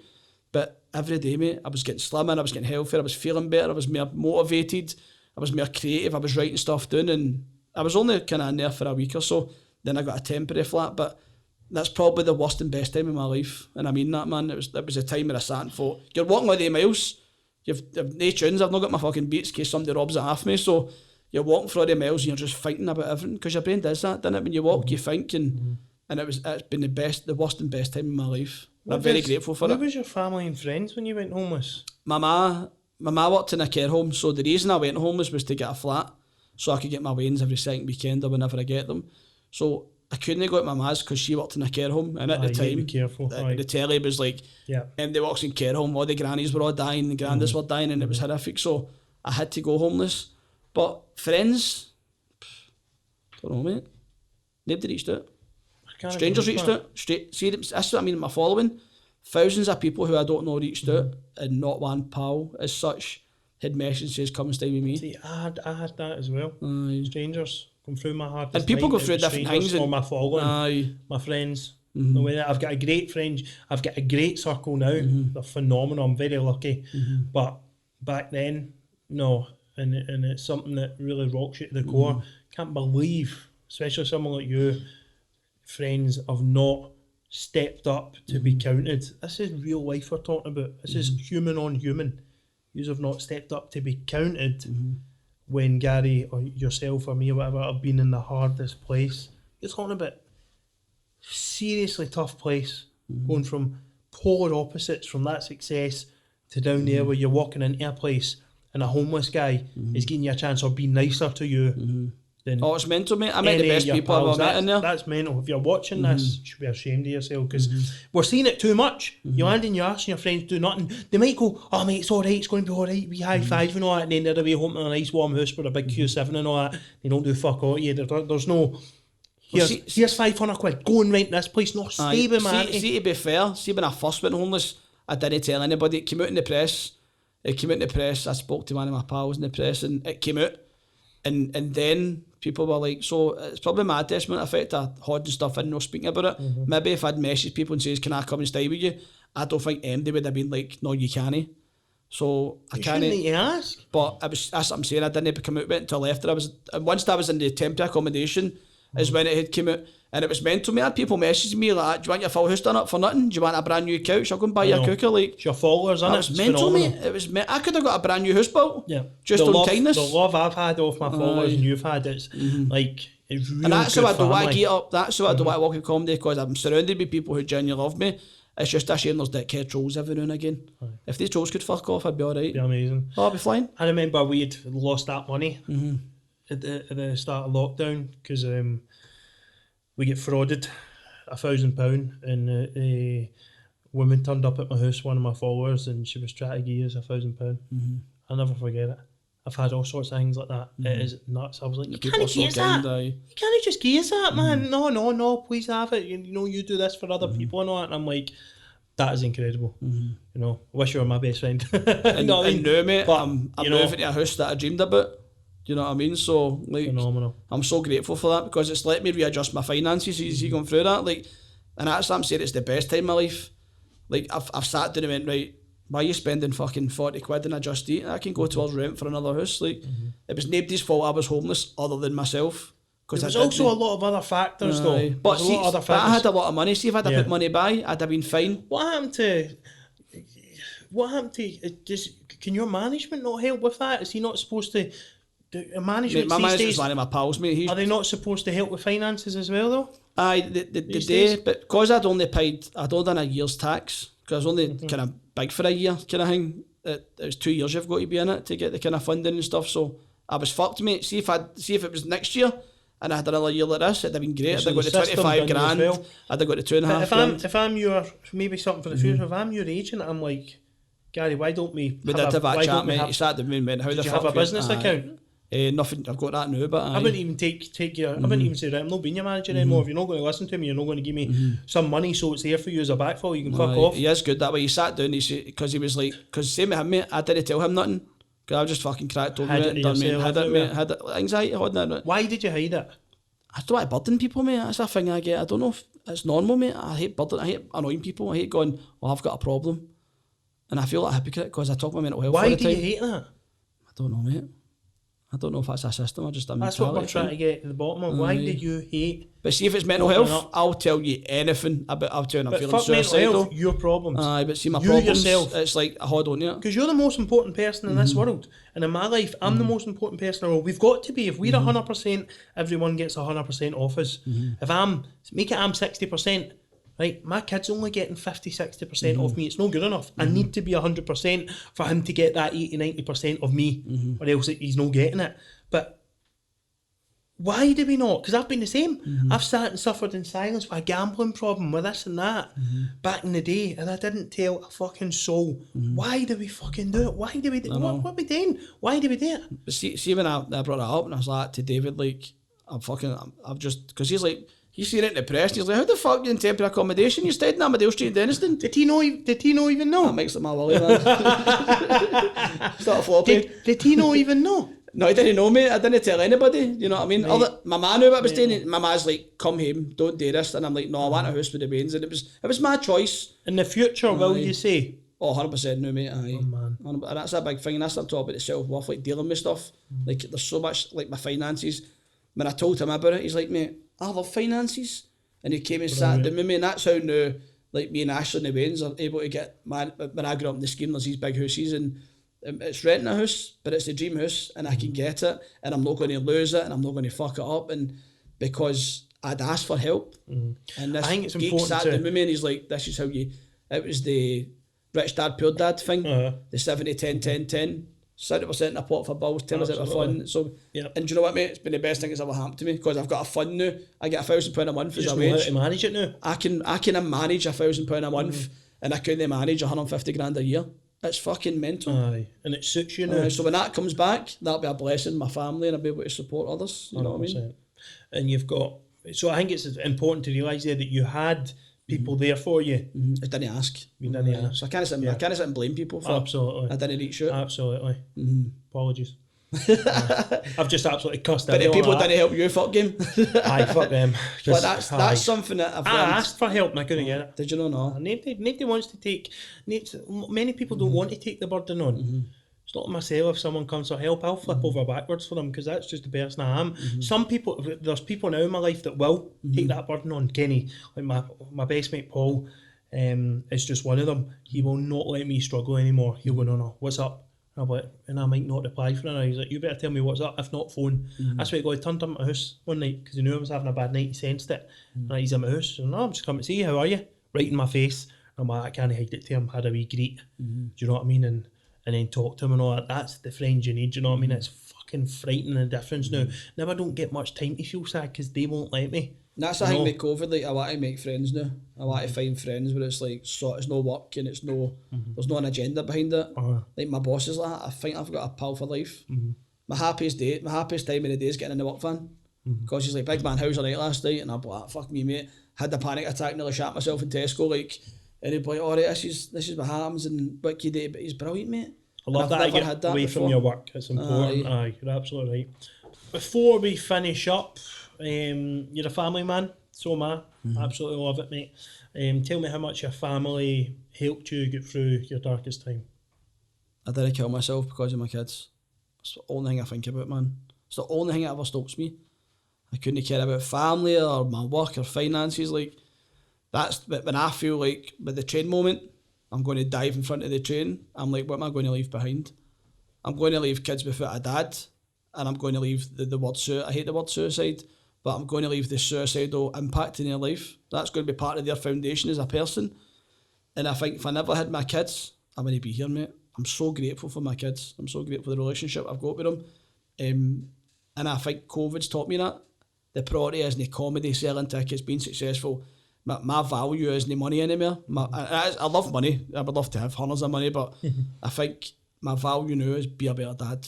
Be a more solid dad. Be a better listener. And it's just... I don't know, mate. I don't know where I'd be without them. And I mean that. It's not just a dad quote.